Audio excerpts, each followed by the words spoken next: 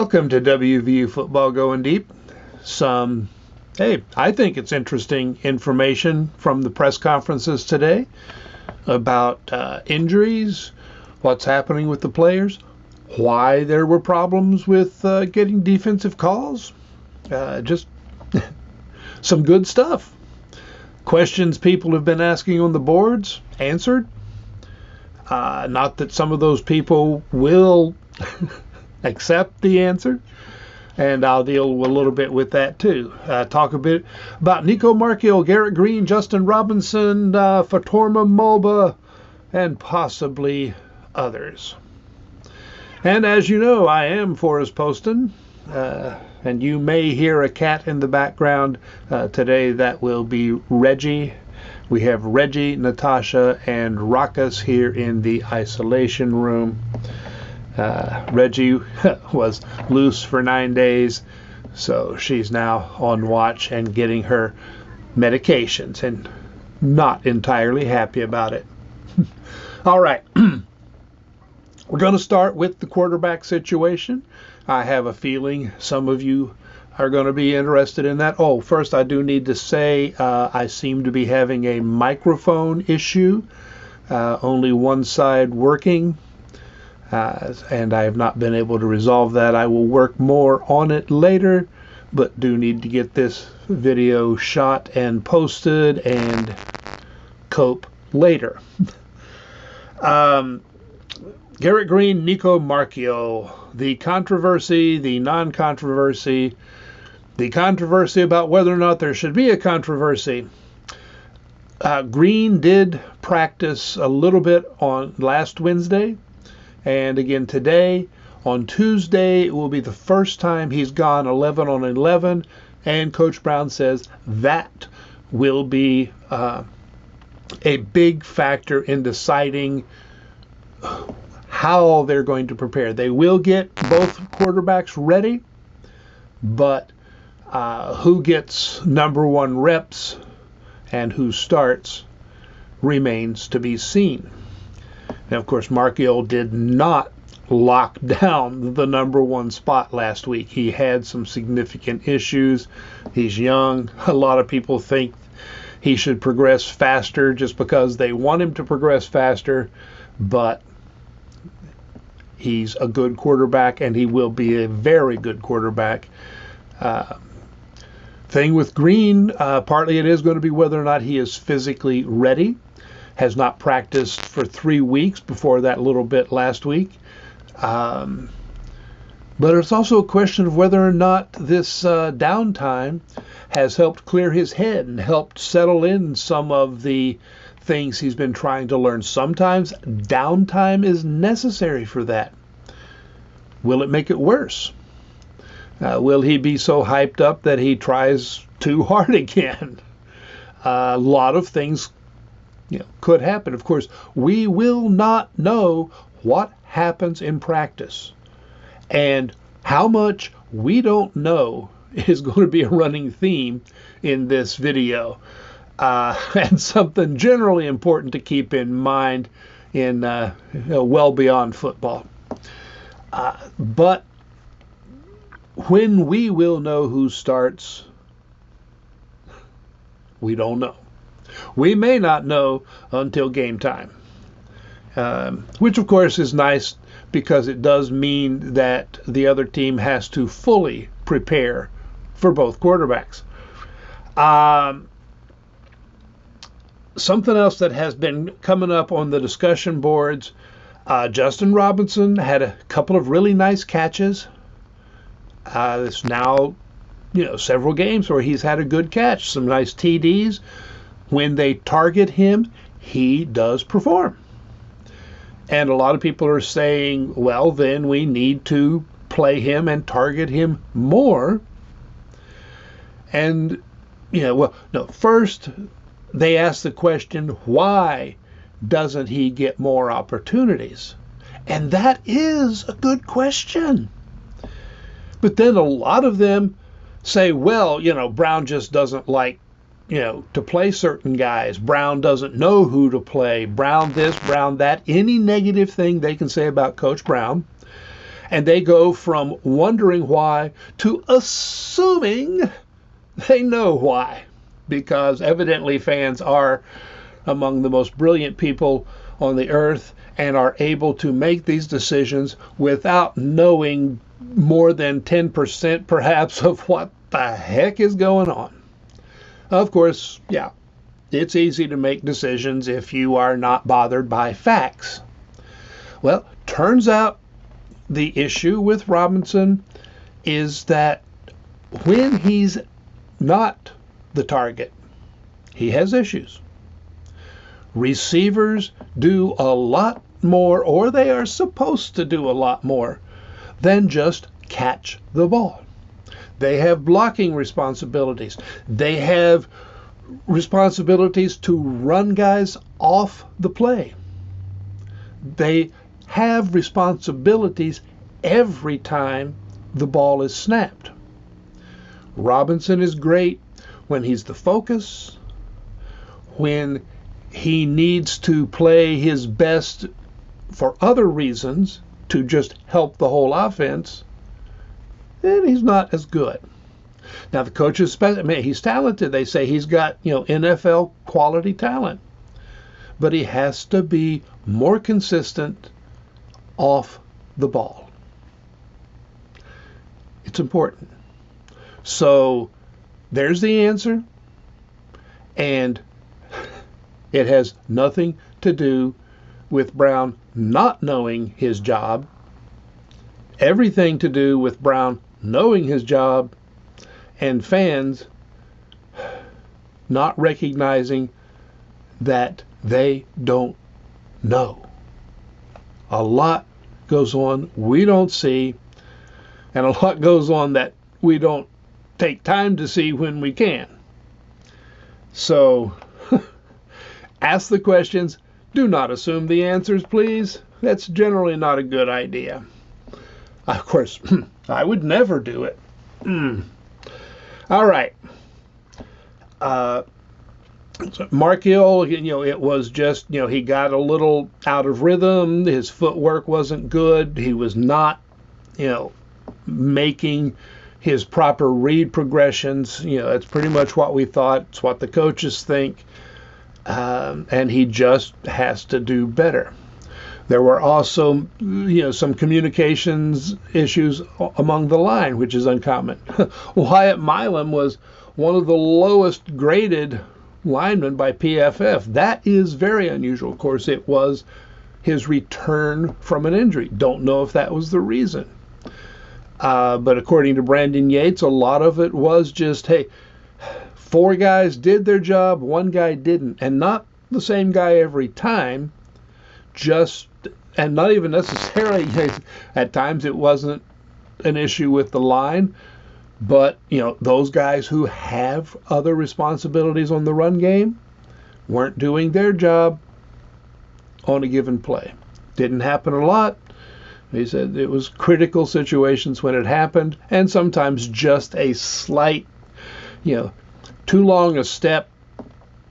And that, again, those details make a difference, and we don't see them. And if we do see, we don't necessarily know what was supposed to happen. So how do we judge what went wrong? Now again, why the line had these issues that game, don't know. Communication has not been a problem, but it flared for some reason. Let's see. On the plus side, we got KK Tarnu playing Spear. He's played there now for, I think, 3 games. Played more this game than before, and is really coming along. He had a great game. Jeff Koons, he said, he's got the skill set. It's great for Spear, and they are pleased with how he has come along.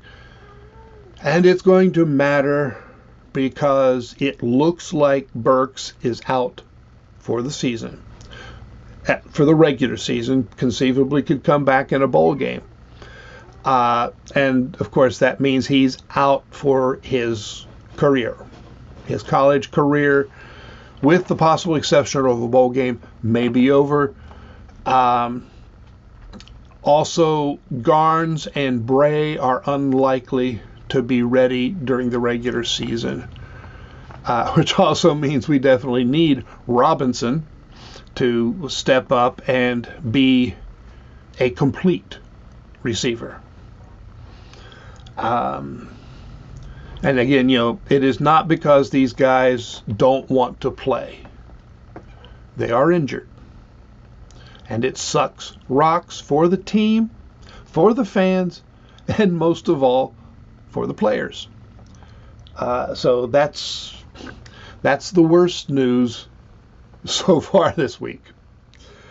But Tarnu, again, if he continues the same level of play from this week, it's a very good thing.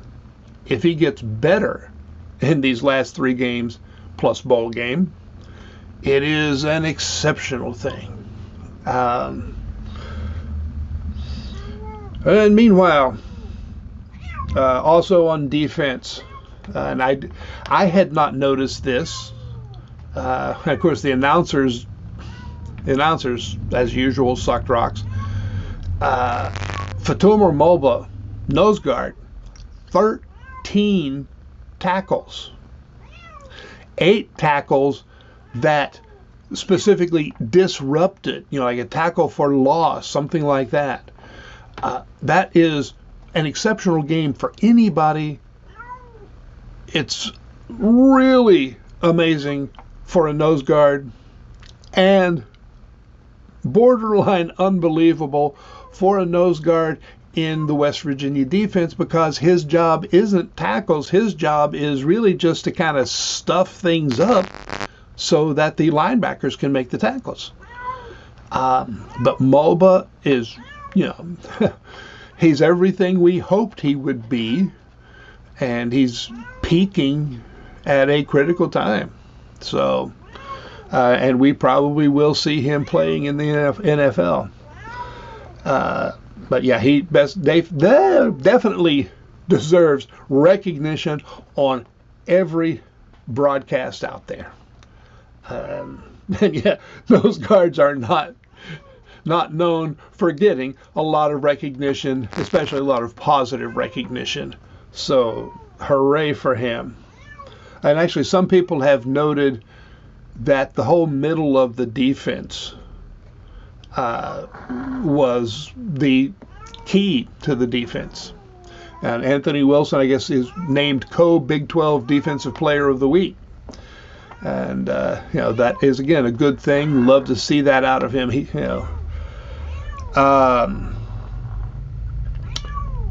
Defense, I talked about how it was better this week.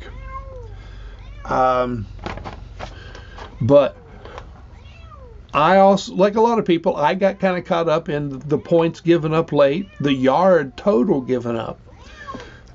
But as has been pointed out, and I'll point it out as well now, a lot of those yards were at times when the clock was more important than the yards. Jeff Kuntz pointed out today that in the second through the 9th drive, so for like 8 drives, was either a 3-and-out or a turnover. That's good defense. Late in the half, late in the game, when they needed to score, okay, we just kind of let them take the short stuff and run clock. And you give up a lot of points, a lot of yards that way. The key is minimizing the points you give up and making them take as much time as possible. Now, interesting. Okay, they did give up a longish play, got them down to about the 6-yard line. Very late in the game. 3 plays in a row stopped them cold. And it turns out The defensive call was the same every one of those. 3 times in a row, they called the same defense simply on the basis that for that situation, it was the defense they had practiced most, the defense they knew best. So it was sort of screw what the offense is going to do what you do best. And it worked. Now that leads into another issue. An ongoing problem, and it's been worse this year, has been getting lined up. Players, looking to the sidelines late, still not lined up, when the offense snapped the ball. And a lot of those times were when there was a breakdown in coverage, big play. So what the heck was going on? And why did it not really happen this week? Coach Brown said, there are 2 ways to approach calling defense. One is you wait until the offense lines up, see the formation, call the defense based on that formation with the intent of stopping, trying to use as much information about the offense as you can before you make your choice. That means you have less time to get the call in and get players lined up. It's understandable why you would do it that way, because you want to come up with the defense that is best suited for what it looks like the offense is going to do. Other way is make your call that you want to run, but have options built in, adjustments, so that when the offense comes to the line, the players can, see the formations and say, okay, based on the call, here's how I adjust. Or potentially have some adjustments from the coaches if necessary. Now, in some respects, that requires the players to know more because they have to be able to make the right reads, make the right adjustments. But it also means, as far as their basic alignment, they can get where they need to be ready, and watch the defense. Now, that's actually something that Jordan Leslie had talked about back in the spring or somewhere around there, just, having the defensive eyes on their keys. But somewhere along the line, it seems that, this whole idea of calling based on the formation may have kind of taken over. And, there needed to be a change. Now, of course, that wasn't the only issue. But it does seem to perhaps have been a big issue with the worst of the breakdowns in coverage. And Coons is emphasizing, get lined up, play hard, play fast. You can still make mistakes. I like that attitude. It's what I would probably, do. Doesn't make it right. But I can understand why you would want to, call based on formation. It's easy to understand the desire to do that. Just, maybe stuck with it too long, thinking that, everybody would get better at it, which didn't happen.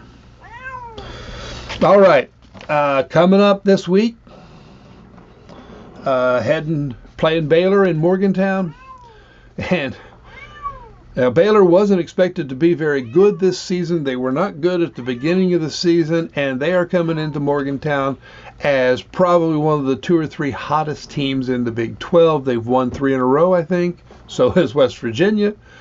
They are playing the best ball of the year. And it's not going to be a gimme game. But if the defense plays as sharp, hard, fast as they did this past week, and the offense can get their crap together, West Virginia should win. I always think West Virginia should win. We will see what happens. I believe it is on ESPN2 starting at 4 Eastern. Double check me on that. I do not know if I'll be doing a live post game or not. Still got an awful lot going on here, so I'm not sure what my schedule is going to be, and I do not want to guarantee that I will be there when there's too much chance something will come up that gets in the way. Meanwhile, thanks for watching. I hope you watched. Hey. And I will talk to you later when more news comes up. So long, guys.